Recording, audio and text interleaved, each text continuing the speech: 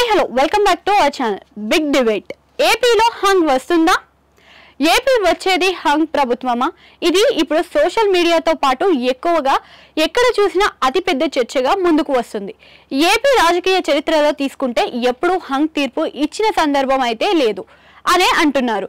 ఇక విభజన ఏపీలో చూసుకున్న 2014, 2019లలో జరిగిన 2 ఎన్నికలలో టీడీపీ, వైసీపీ ఏకపక్షంగా జనాలు తీర్పు ఇచ్చారు. టీడీపీ కూటమి 2014లో 106 సీట్లు ఇస్తే 2019లో వైసీపీకి సింగిల్ గానే 151 సీట్లు కూడబెట్టారు. మరి 2024 ఎన్నికలలో జనాలు ఏ పార్టీకి సీట్లు ఎక్కువ ఇస్తారు, ఎవరికి అధికారంలోకి తీసుకొస్తారు అంటే రాజకీయ వాతావరణం పోటాపోటీగానే ఉంది అని అంటున్నారు. ఈ మేరకు విశ్లేషణలు కూడా అలాగే కనిపిస్తున్నాయి. ఏపీలో 3 ప్రధాన రిలీజియన్లు కూడా ఒక్కో పార్టీకి ఒక్కో విధంగా బలంగా ఉంది.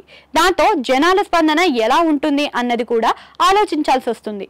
ఏపీలో అధికారిక వైసీపీని దించాలని టీడీపీ, బీజేపీ, జనసేనలు జత కట్టింది. ఈ 3 పార్టీల ఓటింగ్ బ్యాంక్ దాదాపు ఒకటే కావడం విశేషం. ఒక విధంగా ఈ పార్టీలు కలవడం వల్ల 2019లో చీలిపోయిన ఓట్లను కాపాడుకోగలుగుతారు అని అంటున్నారు. ఆ విధంగా టీడీపీకి అదనంగా మరో 40 నుంచి 50 సీట్లు దాకా లాభం కలిగించే ఉంటుంది అని అంటున్నారు. అంటే 2019 ఎన్నికల్లో టీడీపీకి వచ్చిన 23 సీట్లకు ఇవి కలుపుకుంటే నెంబర్ 70 నుంచి 80 దాకా అవుతుంది. ఇక మరింత ఊపు వస్తే ఆ నెంబర్ కాస్త పెరుగుతుందని కూడా అంటున్నారు. మరి మ్యాజిక్ ఫిగర్ 88ని ఇది రీచ్ అవుతుందా అన్నది చర్చగా ఉంది.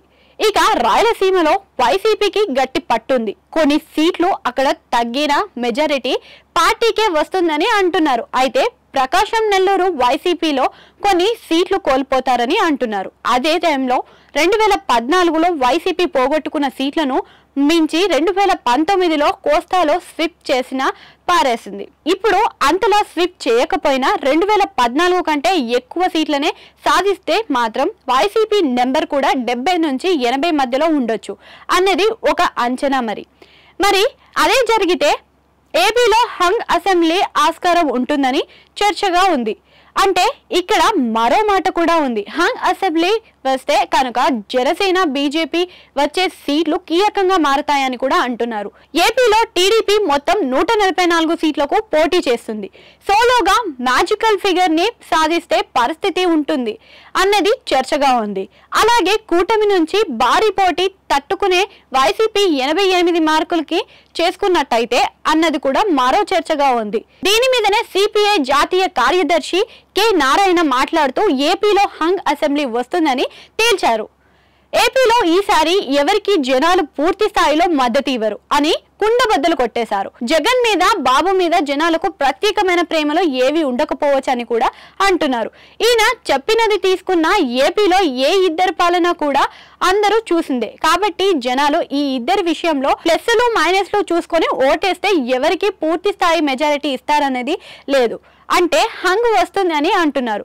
వారు ఎక్కువ మంది ఉన్నారు. మరి అలాంటి నేపథ్యం ఉంటే కనుక ఏపీ రాజకీయాల్లో సరికొత్త మలుపు తిరగడం ఖాయమని అంటున్నారు.